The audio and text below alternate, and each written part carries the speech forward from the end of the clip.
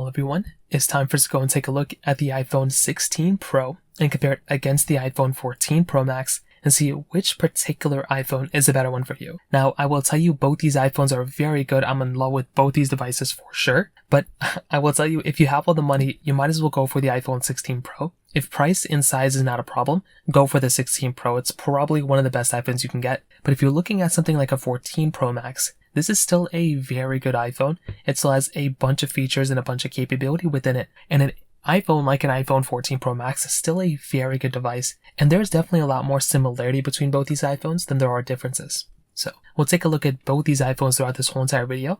But if you do plan on buying either one of these, if you want to, links will be down in the description. I'll find them for the cheapest prices on Amazon, link them down below. You can get them from there and you can help support the channel at the exact same time. Now, starting off with the outside of both these particular iPhones, the first thing to keep in mind is that the iPhone 14 Pro Max is a little bit of a bigger device. So inside of the iPhone 14 Pro Max, you're getting a 6.7-inch Super Retina XDR OLED display. And an iPhone like the iPhone 14 Pro Max's panel is still very good, right? I think that panel on that type of device is still very, very nice. I like that type of panel a lot. And if you are going to go through and buy a phone, this is easily a very good panel for sure. It's a 120Hz panel as well, which is genuinely very cool. And it's an always-on display as well. So this is something that's really nice to have. And I love being able to pick up a phone like this, because it is still a very good panel for sure. So dynamic island as well, so it's still like a really, really good device no matter which way you look at it.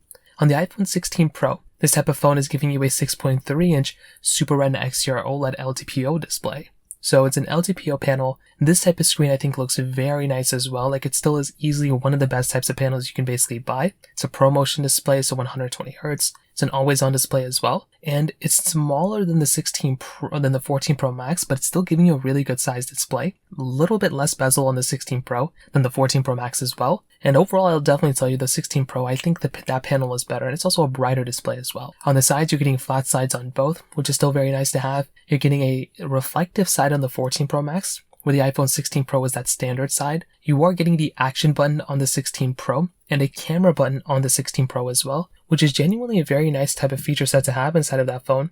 With the iPhone 14 Pro Max, you're just getting the standard ringer on-off switch, and that's kind of it on that particular device. So I will tell you from the sides and the front, definitely the 16 Pro is winning, but I do miss the reflective side that the 14 Pro Max basically had. On the bottom, this is a big thing. You had that standard lightning port on the iPhone 14 Pro Max. So this lightning port, I think, was great. It held its time, and it was a really good, type of chipset. And it was a really good type of port that a lot of people use for a long duration of time. But here's the thing. The iPhone 16 Pro is basically giving you USB Type-C. And this is by far one of the biggest advantages of buying something like an iPhone 16 Pro. Having USB-C is amazing. I personally love having that type of feature. And you're basically going to be getting that inside of that type of phone, which again is a very, very cool thing to have. So personally for me, I'm a massive fan of that type of feature as well. So USB-C is amazing. I love having it. It gives you reverse wire charging too, and that's something that the iPhone 14 Pro Max is not giving you. On the backside, frosted glass backs on both, triple camera setups with LiDAR sensors on both as well, which is genuinely a very cool thing too. You're getting wireless charging on both, the MagSafe capability on both as well. And I will tell you overall, these are some really, really good and nice things to have inside of these types of phones. Right? They both feel very premium. You're not really going to pick up one phone over the other one and feel like you're getting a way more expensive phone. But the USB-C, nicer display, as well as, like having the, other features that the 16 Pro is giving you on the outside, might give you a better experience overall than the 14 Pro Max. So from that side, that kind of covers it up there. Now from the camera side of things, both are giving you triple camera setups. So you're getting a wide, ultra-wide, and telephoto lenses between both these cameras, which is really nice to have. 4K at 60 on the front and the back of both these lenses, but the 14 Pro Max is only giving you 4K at 60. The 16 Pro is giving you 4K at 120 frames per second. That is a really nice thing to have inside of that phone. Having 120 frames per second is killer. It's a really nice feature to have inside of that device. And I, for one, if I'm going to pick up a phone, it is easily one of the coolest things going on for that type of phone. So without a doubt from that side, it definitely gets a thumbs up for me. But the 14 Pro Max's camera is still very good. Like if you're going to go through and pick up a phone, I would still say and argue that a phone like the 14 Pro Max camera is still very good. Clearly the 16 Pro is better, but if you're going to pick up a phone, you really genuinely cannot go wrong with the 14 Pro Max.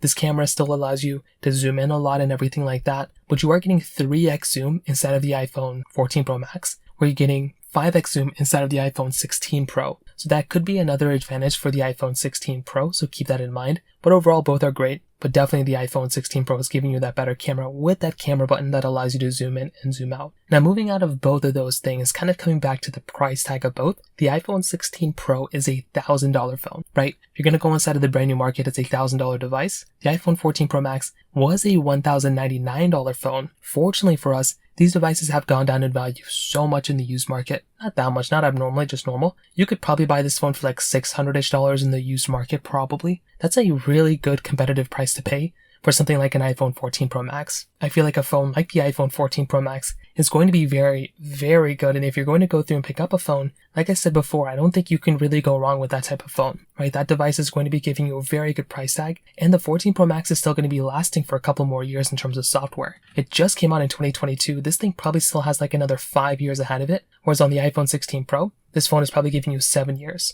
So you're really going to start noticing the differences from the software perspective in like 5 years. So it's not even that big of a deal right now. It's going to be a bigger deal in a couple of years. So even from that standpoint, you have even less things to worry about, in my personal opinion as well. From a performance side of things, both phones are also giving you pretty good chipsets. I mean, the 16 Pro is basically the fastest iPhone you can pretty much buy right now. So that is something that's actually genuinely very, very cool. So with the 14 Pro Max, you're basically getting the Apple A16 chip with 6GB of RAM. With the iPhone 16 Pro, you're getting the Apple A18 Pro chip inside with 8GB of RAM. And if you're definitely going to go through and pick up a phone, I genuinely do think the iPhone 16 Pro is a very, very good option. This is one of those phones that holds up very well in basically every single way you can imagine. It's basically the fastest iPhone. Now with the iPhone 14 Pro Max, I've done already comparisons between the iPhone 16s and basically every iPhone. The 14 Pro Max is still a very good fast iPhone. The only difference you're going to notice is things like Apple Intelligence missing inside of this, 14 Pro Max. So you're not going to be able to have all those AI features inside of that phone.